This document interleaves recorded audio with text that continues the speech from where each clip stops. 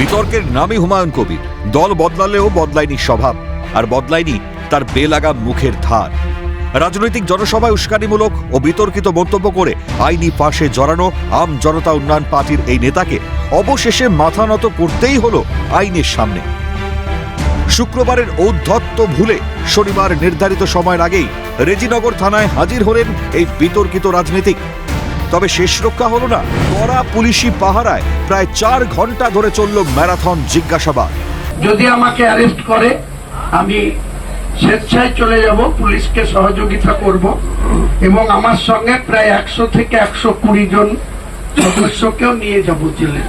রাজনৈতিক মহলে এখন একটাই প্রশ্ন, কোথায় গেল সেই হুঙ্কার? শুক্রবার যাকে শক্তিপুর থানায় তলব করা হয়েছিল তিনি সেখানে না গিয়ে দেখালেন চরম ঔদ্ধত্য।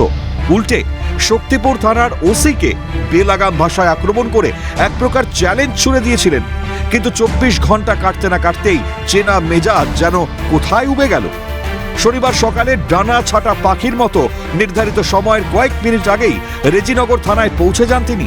যাওয়ার আগে বাবরি মসজিদে গিয়ে স্থানীয় মানুষের সঙ্গে জনসংযোগের মাধ্যমে ভয়হীন ভাবমূর্তি ফুটিয়ে তোলার চেষ্টা করলেও আদতে যে তিনি আইনি চাপে ব্যাকফুটে তা স্পষ্ট। থানা সূত্রে খবর, রেজিনগর থানায় প্রবেশের পর থেকেই তদন্তকারীদের তীব্র প্রশ্নের মুখে পড়েন হুমায়ুন। টানা 4 ঘন্টা ধরে চলা এই জিজ্ঞাসাবাদের সময় তার দেওয়া জবাবে বিন্দুমাত্র সন্তুষ্ট হতে পারেননি তদন্তকারী আধিকারিকরা। পরিস্থিতি এমন পর্যায়ে পৌঁছায় যে তদন্তের স্বার্থে অফিসার পরিবর্তন করে তাকে জেরা করা হয়, কিন্তু কোনো সদুত্তর মেলেনি তার কাছ থেকে। হুমায়ুনের উপস্থিতিকে কেন্দ্র করে যাতে কোনো অপ্রীতিকর পরিস্থিতি বা আইন শৃঙ্খলা বিঘ্নিত না হয় তার জন্য রেজিনগর থানা চত্বরকে কার্যত দুর্গে পরিণত করেছিল প্রশাসন। মোতায়েন ছিল বিশেষ সেন্ট্রাল বাহিনী, আকাশপথে নজরদারি চালাচ্ছিল পুলিশি ড্রোন। থানা থেকে যখন বেরোলেন তখন হুমায়ুন কবিরের ঔদ্ধত্যের একরকম অবসান। অহংকারের সুরে ফাটল ধরা স্পষ্ট। সাংবাদিকদের মুখোমুখি হয়ে তিনি জানান, তদন্ত শেষ হয়নি, পুলিশ তাকে আগামী 14 জুলাই ফের হাজিরার নির্দেশ দিয়েছে। তৈরি করেছিল যেটা জিজ্ঞাসাবাদের জন্য, তাদের পয়েন্ট অনুযায়ী যারা যা জিজ্ঞেস করেছে আমি সেই প্রশ্নের উত্তর দিয়েছি।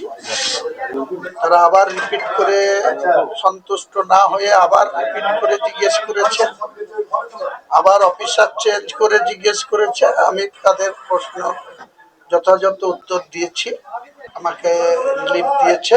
নেক্সট আবার 14 তারিখ বেলা 11টার সময় এই ঘটনায় আরেকবার আসতে হবে, সেই ব্যাপারে আমাকে আরেকটা নোটিশ রিসিভ করেছে।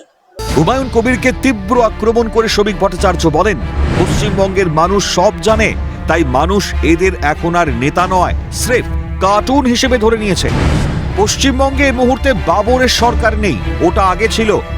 ভারতের সংবিধান ও গণতন্ত্রের মাটিতে এই ধরনের মধ্যযুগীয় হুমকি যে আর খাটবে না তা স্পষ্ট করে দিয়েছেন তিনি। এইসব নিয়ে আমাদের খুব একটা উৎসাহ নেই, তো মানুষ এগুলোকে জানে, কার্টুন হিসেবে ধরে নিয়েছে। আর ওরও এটা বোঝা উচিত যে পশ্চিমবঙ্গে এই মুহূর্তে বাবরের সরকার। নৈরাজ্য সৃষ্টিকারীদের আইনের কাছে মাথা নত করতে হবেই, তাদের ইচ্ছা থাক বা না থাক। কড়া হুঁশিয়ারি বিজেপি মুখপাত্র দেবজিৎ সরকারের। দেখুন, যারা স্বেচ্ছায় গ্রেপ্তার হবে তারা তো স্বেচ্ছায় গ্রেপ্তার হবে, কি হবে না সেটা তাদের ব্যাপার। কিন্তু যারা বিভিন্ন সময় পশ্চিমবঙ্গের বা ভারত সরকারের বিভিন্ন সরকারি সম্পত্তি ধ্বংস করেছে বা বেসরকারি সম্পদের ধ্বংস করেছে, তারাও গ্রেপ্তার হবেন। তাদের যদি রাজনৈতিক বিশেষজ্ঞদের মতে শুক্রবার আইনের তোয়াক্কা না করে যে ঔদ্ধত্যের রাজনীতি হুমায়ুন দেখিয়েছিলেন, শনিবার 4 ঘন্টার টানা জেরায় সেই গলার জোর অনেকটাই থিতিয়ে গেছে। আগামী 14 জুলাই তার আইনি অস্বস্তি আরো বাড়ে কিনা সেটাই এখন দেখার। মুর্শিদাবাদ থেকে মৃন্ময় গোস্বামীর রিপোর্ট, ক্যালকাটা নিউজ।